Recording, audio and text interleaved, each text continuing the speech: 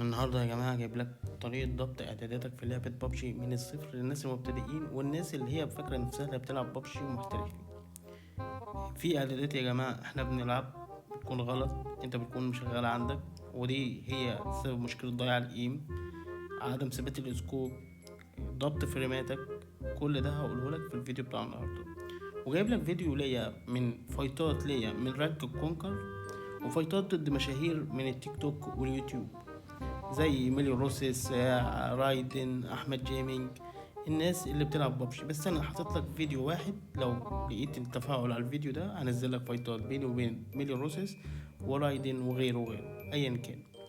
بس جايب لك واحد هو الجوكر المصري في الفيديو ده، واحد عنده 500,000 متابع على تيك توك. فايت ما بينه وما بينه. شوف انا حاطط الفايت عشان هو كلوز لا اكتر ولا اقل، انا في فايتات وكده بس هنزلها في سلسلة تانية. شوف الفيديو ونرجع نكمل كلامنا. مكان عقيمة.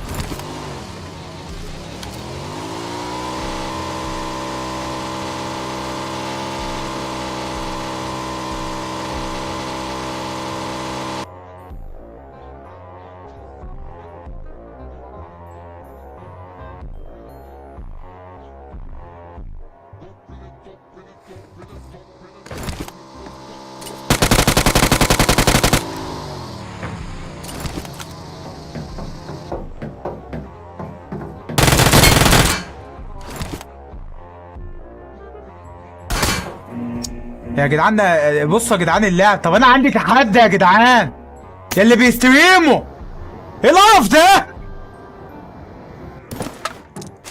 قطاعين ارزاق، والله عيال قطاعين ارزاق بالله. حاسبك يا احمد، ده اللي جابني يا عم، دمشته يا عم.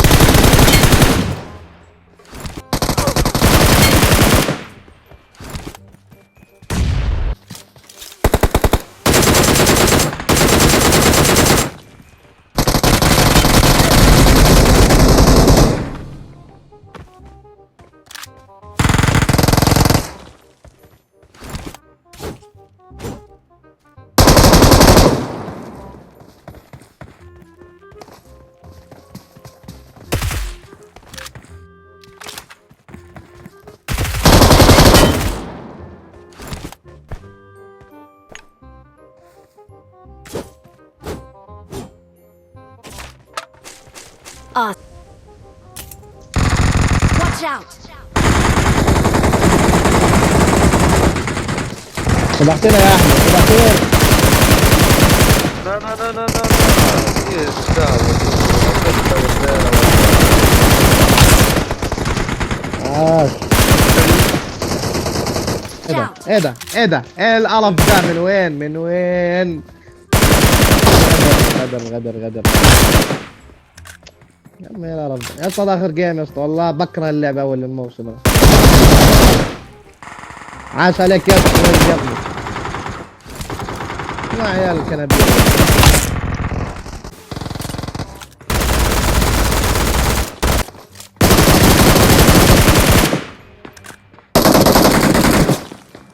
ما تطلعش ما تطلعش. اثنين. لا.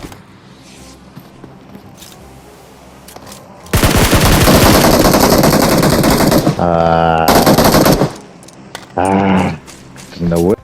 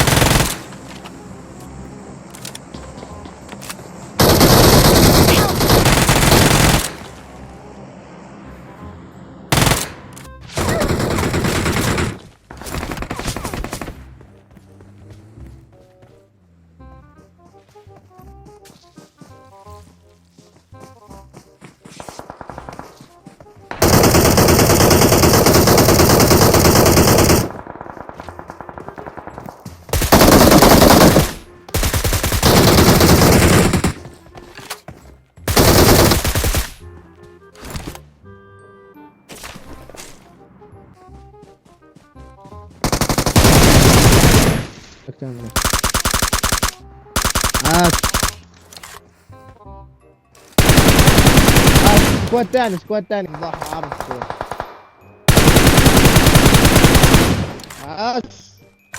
مطورين بس فايت بصوا يا جماعة، نبتدي الشرح بتاعنا بأول حاجة وهي أهم حاجة، إعدادات التحكم. تفتح كده الإعدادات وتجيب مفتاح التحكم.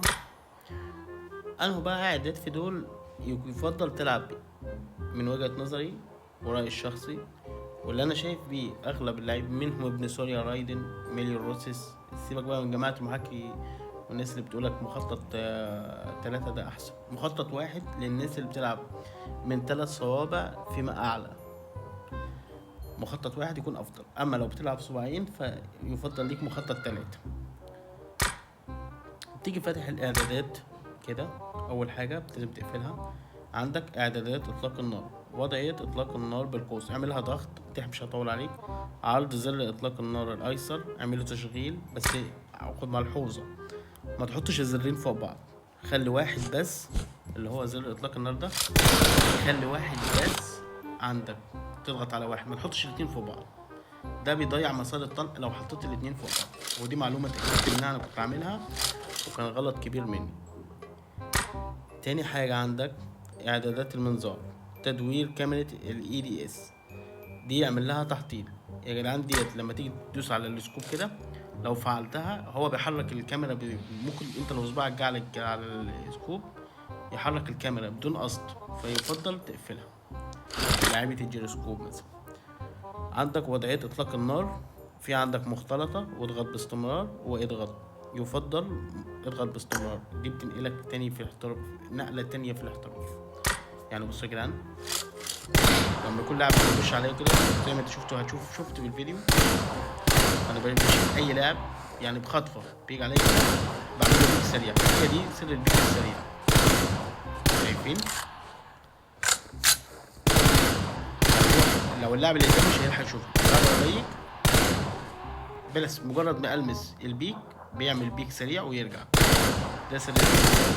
لو عاوز تكون محترف في الحته دي او تتدرب عليها، العب شويه مستودع وهتلاقي نفسك اتعودت عليها. بعد كده تبديل النطاق السريع، ده اعمل له تفعيل اللي هو الخاص بتبديل السكوبات. الزر انهم ثواني نجيب بس سكوبات بس عشان نقدر نبدلهم. انا مش معايا غير سكوب 6 اهو. الزر اللي تحت قدامك ده لو عاوز بس تبدل سكوب 3 سكوب 6 كده، هو ده. وعندك تعديل الوضع البؤري، ده خاص بايه؟ اللي هو مثلا لما تجيب سكوب 6 مثلا كده، ثواني سكوب 6 وعاوز ايه، عاوز تكبر سكوب 6 تقلله او توطيه، مجرد ما تدوس اضغط باستمرار، اول ما تدوس عليه كده هتسحب السكوب، تنزل لو تنزل ايدك لتحت كده تلاقي السكوب ايه، رجع سكوب 3. عاوز تعليه تخليه سكوب 4 كده تتحكم فيه. فيفضل كلمة اضغط باستمرار. وبعد كده اعدادات النظر الخاطفة بتكون عندك معطلة كده، اعملها تفعيل، خلي النظر والمنظار مفتوح. دي خاصة بايه بقى؟ لو انا عملتها تفعيل بصوا انا كنت عاملها كده الاول وبعد كده غيرت كده. اول ما يبيك هيفتح السكوب تلقائي. انت حر في دي انا ما اقدرش اقول لك إيه انت ممكن تلعب بيها كده، بس انا بفضل لو لاعب مثلا ورا الحاويه او انت لاعب مستودع ما يفضلش انك تفتح السكوب ان ده بس هيكون سبب ضياع ايمك.